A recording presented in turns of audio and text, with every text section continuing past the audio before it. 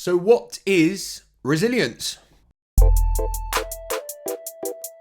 Welcome back, and look, if you're new here and you'd like to learn more about mental health, understand what it's like to be a highly sensitive person, how to live your life in spite of anxiety and still be successful, then please make sure you subscribed and turned on the notifications so you know each and every time I post a video.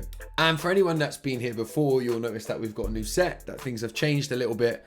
And so I'd really like to hear your thoughts on it. So let me know what you think across my social media or in the comments on this video. So for anyone that doesn't know, the work that I actually do is I work as a resilience coach. So I work with organizations. I go in and deliver workshops, kind of group coaching around what resilience is. And the reason that I do that is because for so much of my life, I suffered at the hands of what I thought being resilient was. I grew up with this idea that to be brave, to be strong, to be resilient meant that you had to keep showing up no matter what. And I thought that meant that you don't allow yourself to feel any emotions. So I spent my life kind of burying everything and pushing it down. As I got into my adulthood, I was doing more and more things in order to be able to keep the emotions buried because I couldn't deal with the way that it was making me feel. My depression, I believe that I suffered with from ages of 18, 19 and into my early 20s. I believe that was depressed emotions that I pushed down because they were too painful for me to face, and they came out of me in depressive symptoms.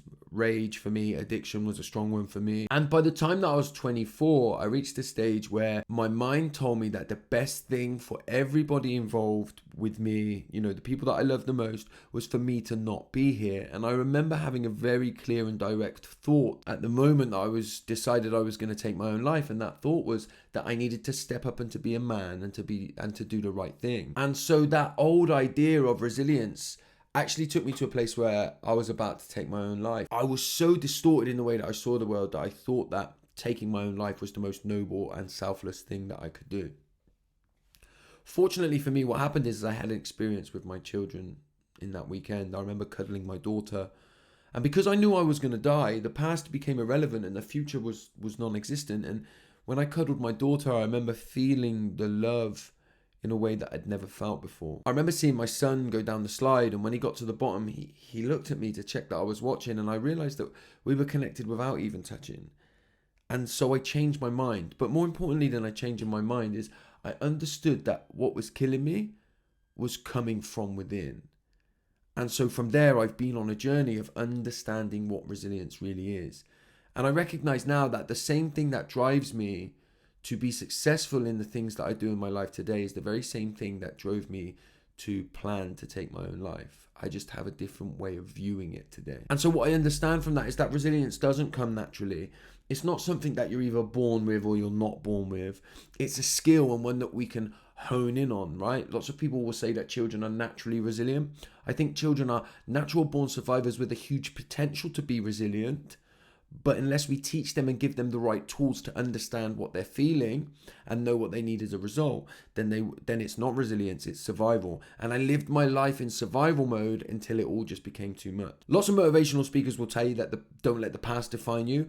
Look, I can't tell you that what I experienced when I was younger doesn't define me today. It absolutely defines who I am today. But I do get to choose how. I get to choose what I do with those feelings and those emotions. And for me, processing them and feeling them and understanding my triggers, understanding how I react to my triggers, understanding what I'm feeling and understanding how to communicate that is what becomes vital to my resilience. And from that stems the idea that I need to embrace my weaknesses. I need to know my limitations.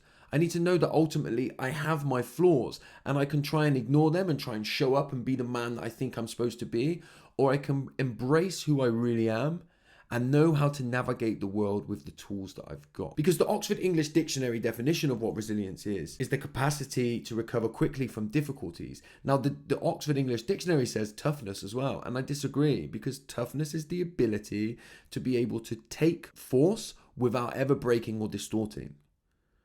Resilience is about being fluid, is about knowing that we will distort, but having the ability to understand what that means and being able to go back to where we were stronger. So it's about being able to work through my problems. It's not thinking that I never have problems. It's being able to work through them and become stronger as a result. At the core of that, and running all underneath of that as an undercurrent, has to be understanding how situations have made me feel.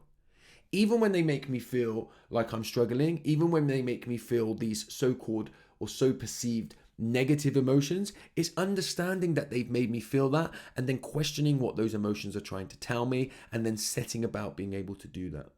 That's what authenticity is at the core. And my next video is going to be about authenticity. And then the video following that will be about how to be resilient. Today is about understanding what resilience is. And then we can look at understanding how we be resilient. And that's steeped in understanding what authenticity is. And it's a simple core, and we'll deep dive into this in the next video. Authenticity is understanding what I'm feeling, understanding what I need as a result of what I'm feeling, and then being able to communicate that in my activities or my relationship. Resilience is not just rebounding. Resilience is not avoiding the truth. Resilience is not pretending that nothing affects me. None of those things are resilient. They're just denial of what's really going on. So the next video is going to be about the authenticity. When I deliver resilience workshops, we talk about diving into our internal barometer. So that's what the next video is going to be about next week. But today is really about understanding that the difference between just thinking that we have to show up and this toughness and how detrimental actually that can be, and understanding that resilience is not the absence of struggle, it's not the absence of failure, it's the ability to be able to bounce back and understanding what that looks like. As ever, if you've liked this video or found it useful, please make sure that you've liked it. Please let me know what you think about the set. I'd love to hear your thoughts on it. If you think it's better than the colored wall, if you already missed the colored wall, I'd love to hear it. And I'll see you next week when we dive into authenticity.